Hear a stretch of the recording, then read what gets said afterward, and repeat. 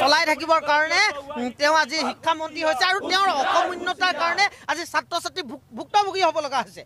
অসমত প্ৰতিদিনে হাজাৰ হাজাৰ হিতাধিকাৰী জন্ম দি আছে, হাজাৰ হাজাৰ হিতাধিকাৰী জন্ম হৈছে, কিন্তু প্ৰয়োজনীয় ছাত্ৰ ছাত্ৰীৰ যিখিনি অভাৱ সেইখিনি কিন্তু এজন ছাত্ৰ ছাত্ৰীৰ অভাৱ পূৰ কৰিবলৈও অসম চৰকাৰ ব্যৰ্থ।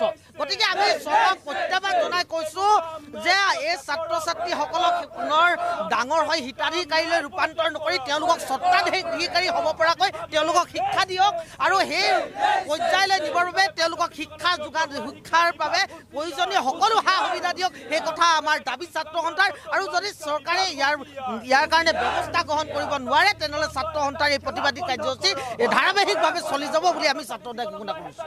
চাওক, ছাত্ৰ ছাত্ৰীসকলৰ জীৱনক লৈ হেতালি খেলা কাম ছাত্ৰ সন্থাই কোনোপধ্যে মানি নলয়। এইটো স্পষ্ট কথা।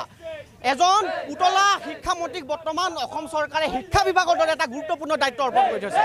যিজন শিক্ষামন্ত্ৰী কেৱল হিমন্ত বিশ্ব শৰ্মাৰ কথামতে যিকোনো কাম কৰে, উঠা বহা কৰে, ৰিজাল্ট কেতিয়া দিব এই কথাটো মানে আগদিনাখন তেখেতে টুইট কৰে, কিন্তু হিমন্ত বিশ্বই আকৌ বেলেগ কথা এটা কয়। গতিকে এজন অকমান্য বিভাগ মানে ব্যক্তিৰ হাতত অসমৰ এটা খুব গুৰুত্বপূৰ্ণ বিভাগ শিক্ষা বিভাগটো তেওঁ দায়িত্ব অৰ্পণ কৰিছে। গতিকে এই শিক্ষা বিভাগৰ দায়িত্ব থকা শিক্ষামন্ত্ৰী যদি অতি শীঘ্ৰে পদত্যাগ কৰিব লাগে।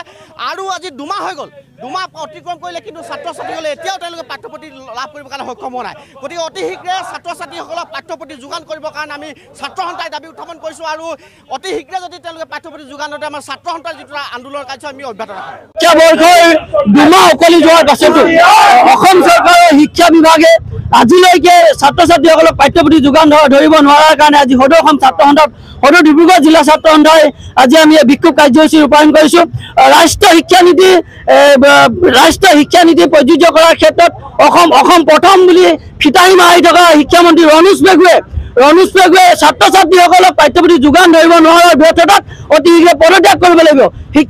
পুতলা শিক্ষামন্ত্ৰী ৰণোজ পেগুৱে অতি শীঘ্ৰে পদত্যাগ কৰিব লাগিব আৰু ছাত্ৰ ছাত্ৰীসকলক অতি শীঘ্ৰে বিনামূলীয়া পাঠ্যপুথি যোগান ধৰিবৰ কাৰণে আমি আজি প্ৰতিবাদী কাৰ্যসূচী যোগেদি দাবী জনাইছোঁ। অন্যথা কিন্তু আহি থকা দিনবিলাকত ছাত্ৰ সন্থাই প্ৰতিটো প্ৰান্তে প্ৰতিটো শিক্ষা অনুষ্ঠানৰ কাৰ্যালয় কিন্তু আমি আন্দোলন গঢ়ি তুলিবৰ কাৰণে বাধ্য হ'ম।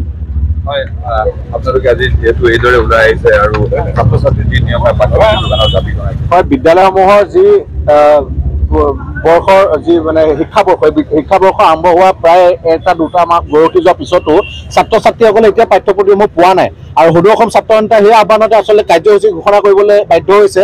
আৰু আমি শিক্ষামন্ত্ৰীগৰাকীৰ লগতে মুখ্যমন্ত্ৰীকো আমি আহ্বান জনাব বিচাৰিছোঁ, কাৰণ আমি জানো যে শিক্ষামন্ত্ৰীগৰাকীৰ নামত শিক্ষামন্ত্ৰী সকলো কাম কাজ মুখ্যমন্ত্ৰীগৰাকীয়ে নিজে তদাৰক কৰে, সকলো তেওঁৱে চায়। আৰু এই ক্ষেত্ৰত আমি আজি বিদ্যালয়সমূহৰ পৰিদৰ্শকৰ কাৰ্যালয়লৈ আহিছোঁ। আৰু এই চেগতে আমি ক'ব বিচাৰোঁ যে পৰিদৰ্শকগৰাকীয়েও কিন্তু বিভিন্ন ক্ষেত্ৰত তেওঁ হেমাহি কৰি থাকে। হেমাহি কৰাৰ ফলতে আচলতে ডিব্ৰুগড়ৰ শতাধিক বিদ্যালয়ৰ ছাত্ৰ ছাত্ৰীয়ে আজি কিন্তু এই পাঠ্যপুথিসমূহ পোৱা নাই। আৰু এই বিষয়টো লৈ পেলাই আমি ক'লৈ যাম, মুখ্যমন্ত্ৰীগৰাকীক আচলতে প্ৰশ্ন কৰিব বিচাৰিছোঁ। শিক্ষামন্ত্ৰীয়ে উত্তৰ দিব নোৱাৰে আমি জানো, তাৰ বাবে আমি প্ৰতিবাদ কৰিছোঁ। তাৰ লগতে আমি যদি বিদ্যালয়ৰ পৰিদৰ্শকৰ ওচৰত আহোঁ, তেওঁকো কিন্তু আমি কাৰ্যালয়ত সাধাৰণতে পোৱা নাযায়। ছাত্ৰ ছাত্ৰীৰ সমস্যাসমূহৰ কাৰণে তেওঁলোক বহি আছে, কিন্তু তেওঁলোক কোনো কামত নাই।